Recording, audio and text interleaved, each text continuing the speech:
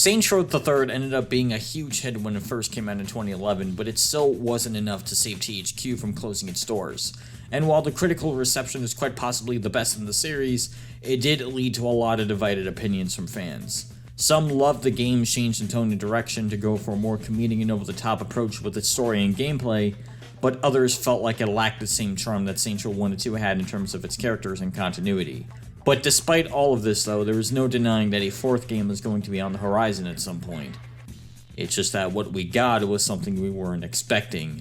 Ladies and gentlemen, Saints and Sinners, join me as we end this Saints story as we fight off against aliens and enter the world of outer space.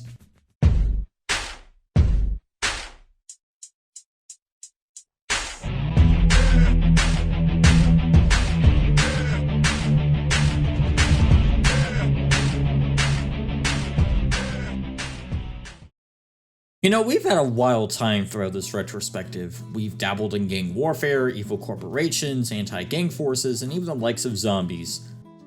Which is the one thing I really did not like. At all. We've had a lot of crazy shit too. We've encountered and survived a boat explosion, jumped out of a flying helicopter into a building, went skydiving, twice actually, once with a tank, and stopped a zombie apocalypse from happening. Which, again, I did not like. At all. We've had a lot of fun with our time with the series as of now. So what's next? What kind of wacky adventures can we have with the Third Street Saints? Is it going to be more gang warfare? Or how about corrupted politicians? Well, there's one answer to that. Aliens. Okay, I should at the very least explain how exactly we got up to this point. So Saints Row the Third was a success in sales, and because of this, Volition would jumpstart on the next entry of the Saints Row series. Two of them actually. One of them being the fourth game in the series, and the other being an expansion to Saints Row the Third. On April 1st, 2012, yep, we're really going there was a brief image of a giant Saints float can standing on top of the Saints penthouse. Everyone first thought it was real, but again, this is on April Fool's, so everyone, including myself, just thought it was a prank. I mean, Saints Row the Third had its fair share of over-the-top moments, sure, but taking things to this caliber, I don't know, man. It seems very strange to me. Well, shortly after that, the announcement got pulled down and everyone just went on with the rest of the day like nothing happened. Then it popped up again. And this time, it was real. Literally a month later, it was announced that the expansion was no longer a prank and was instead coming out. Planned for a September 2012 release, the expansion was going to focus on the Third Street Saints fighting off against an alien prince going by the name of Zinyak and his Zin Empire. It's pretty much a short expansion, nothing too drastic, but the whole concept felt rather weird.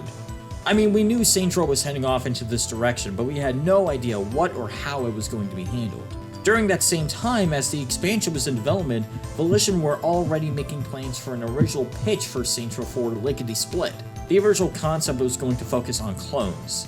Yeah, clones. And the weird part was that the main villain was an evil Johnny Gat clone, and he was going to resurrect evil historians like Genghis Khan and Joseph Stalin. So regardless of what version of Saints Row 4 we were getting, it was still going for a totally bouncy and off-the-walls direction, possibly even more than Saints Row the Third. However, problems started to arise for a couple of reasons. One was the release of the next generation of consoles. Volition was working on the original Saints Row 4 for the 360 and PS3. Because of this, then publisher THQ needed to squeeze one more Saints Row game out of those consoles before the next-gen consoles, which was the Xbox One and PS4 at the time, were out. So the only solution THQ and Volition had at the time was to cancel the original Saints Row 4 and the Enter the Dominatrix expansion for SR3, and instead merged them together to become the Saints Row 4 we know today. The other problem was when THQ filed for Chapter 11 bankruptcy at the beginning of 2013. And since THQ at the time owned Volition, they were one of the studios being bid alongside with the Saints Row series. They would eventually be bought under Koch Media, and now the Saints Row series and Volition would instead be published under the Deep Silver name.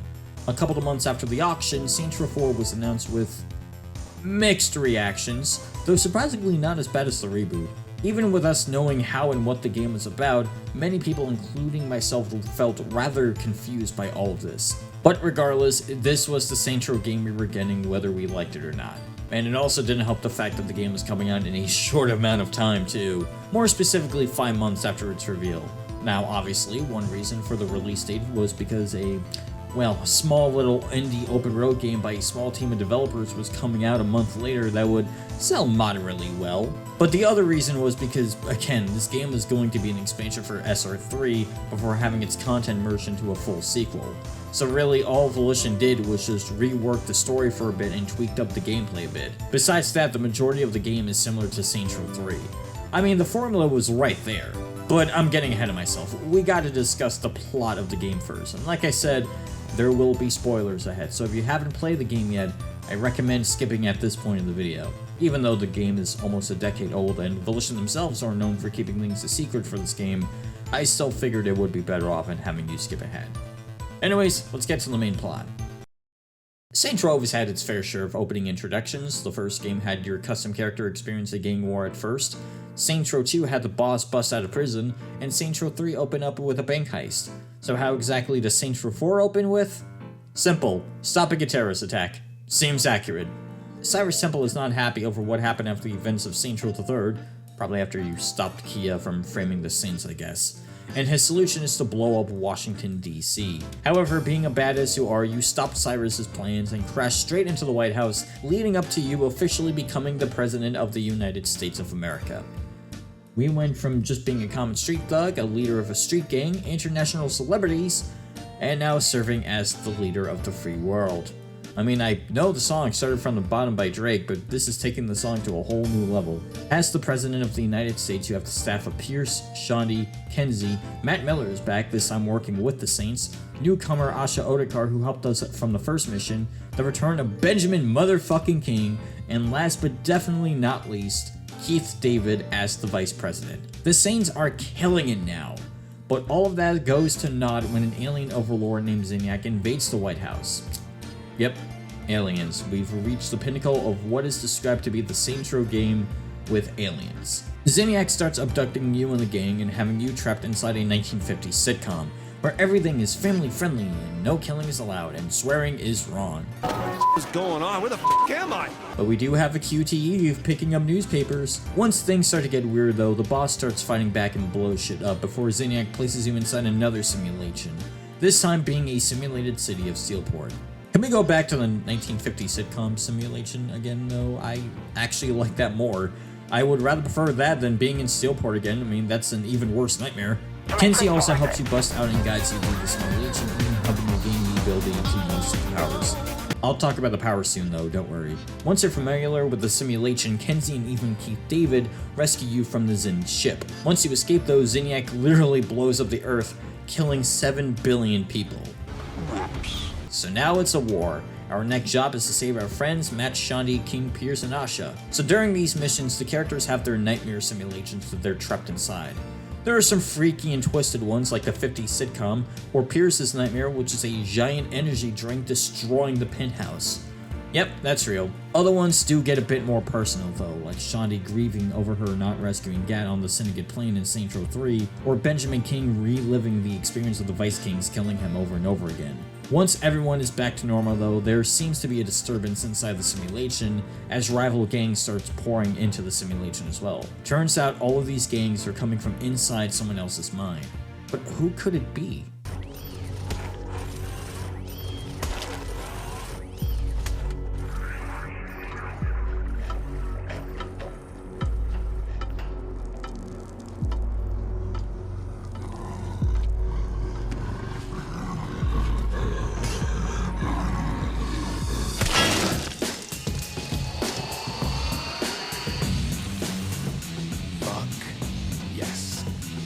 Yep, Gat is back.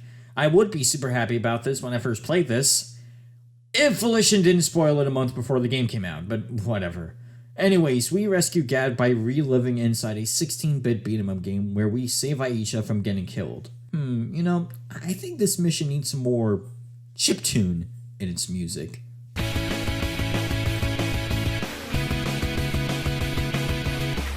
Turns out that Gat wasn't killed off, but instead abducted by Zinyak years before his invasion on Earth because Zinyak was afraid that Gat would ruin his plan to take over Earth. But we got him out and the gang is officially back together. Now all we need to do is stop Zinyak himself. Literally, that's the rest of the game. Ben King has a plan to override the simulation, but Zinniac catches on to that plan thanks to a certain someone spilling the beans. Zinniac kidnaps Kenzie, and turns out that it was Keith David who was the one who betrayed the Saints. For about 2 seconds until he rescues you again. You know, there's like this running gag in the game where, like, you know, people compare Keith David to Julius because, you know, they shared the same voice. That's so funny. But, you know, I don't know, man. I mean, at least, like, Keith David is able to have a change of heart in no time's flat. Julius literally took a bullet to the face, so, you know, make that of what you will. Zinniac teleports both you and Keith inside Keith's nightmare, where we run into the late Rowdy Roddy Piper fighting Keith. The same way as they fought each other in the movie They Live, by the way. Yeah, if you thought SR3 was filled with pop culture references, SR4 is like that, but on crack. They Live, Streets of Rage, Metal Gear Solid, hell, the whole simulator thing is literally taken from The Matrix. Nothing but pop culture references. Anyways, Keith tells you that Kenzie is being held captive inside her own nightmare, which is also a 1950s sitcom. But once you bust her out, you finally take the fight to Zinniac once and for all. After a very long grand finale, longer than it should be, from delivering a key to overriding the simulation, we enter the Zin ship and rip off Zinniac's head once and for all. And even though Earth cannot be resurrected, it is possible to time travel back before Zinniac's invasion to see Earth one more time. Or getting Jane Austen and living in outer space for the rest of our lives. That works too. To be fair though, that is only one of the 2 endings. The other ending you can only get if you don't do any of the characters' loyalty missions. And it's pretty much just the Saints taking over another planet, nothing else really. The story in Saints Row 4 is freaky. Like, I can say that it's better than SR3's plot. I mean, it's literally just you saving the galaxy from Zinniac after all. It's simple, but still manages to be engaging. And like with SR3, I do love the wackiness of the game and the variety of missions. With that said, there were some questionable moments that made me wonder, why the hell is this in a Saints Row game? Aliens, superpowers, a giant soda can, everything about this does not scream Saints Row to me. But I can't really hate it because of how much of a good time I was having with the game. And plus, we knew this wasn't supposed to be a sequel originally, so Volition just came up with a bunch of shit because it really didn't matter anymore. I don't mean that in a bad way either. They did try their best for this one, even if it did sacrifice what their original vision was going to be. Wow, that might be the shortest plot synopsis I think I have ever described about a Saints Row game. In fact, this might actually be a short video as a whole because, well, there really isn't that much stuff to talk about in terms of the gameplay either. So Saints Row 4 is pretty much super identical to Saints Row the Third, both in terms of gameplay and appearance. Gameplay-wise, if you played Saints Row the Third, then you should have no problem jumping into this game, since it's literally the same as how SR3 was played. You can drive around, do activities and diversions, and try to take control part of the simulation. The activities are more enjoyable and less frustrating in this game though, albeit the majority of them are just either mayhem activities or shutting down rifts inside the simulation. Quite possibly the biggest change though are the superpowers. While inside the simulation you can jump from building to building running super fast using abilities like blast, telekinesis, a stomp move, and even lighting enemies on fire just by walking up to them. A lot of people have mixed feelings with the superpowers in this game, and in hindsight, they're not wrong. They do tend to make you feel completely overpowered once you play the game more often. With that said, this might be an unpopular opinion, but I love the superpowers in this game. It's gonna take some time getting used to at first, but I just love sprinting down the streets of Sealport, blazing through people and vehicles, grabbing helicopters and throwing them at enemies with my mind, stomping the ground and launching people in the air. They're awesome. Some people call it gimmicky, but it's a gimmick that does work. I do feel bad though for the people who worked hard on the car customization in this game though. While having the option to drive is still there won't be any point in driving since you have superpowers and you'll be running down the streets at the speed of sound getting places to go and gotta follow your rainbow. By the way, superpowers plus insurance fraud equals the best version of insurance fraud in the entire series, bar none. Another new addition to Saints Row 4 is communicating with their homies on the ship. You can talk to them, help them out with some quests, give them superpowers as well, and even romance them. Obviously, this is a knock on the whole Mass Effect romance scenes, but it's also interesting that you can set your custom character to date whoever they want, whether it's males, females, or even a robot. There's not a lot you can do on the ship, but you can also find some interesting collectibles like Zinniac's backstory or even change the time and day of the simulation. But that's after you beat the game. For the majority of the game, it's going to be dark. Whether you're doing a mission inside the ship or cruising around the simulation, it's going to be dark as hell. It's like you're playing a horror game. Besides all of that though, there's nothing else to talk about in this game that I already mentioned in Saints Row 3. Customization is still a thing, although now there's a more refined upgrade system for weapons and you can even change the skin and design of your guns. Vehicles, if you choose to drive them anyway, are more loose than ever compared to Saints Row 3, which means you can pull off some pretty rad stunts with them, and the activities aren't as annoying to beat. Well, except for the telekinesis rip, those are pain in the asses. I hate them so much. The upgrades are mostly the same too, though a lot more lenient and not making you invincible to everything. There's less radio stations in the game, but still a pretty solid soundtrack to boot, and it's still fun to play. Saints Row 4 is a game that I really can't dive too deep into because, well, what we saw is what we got.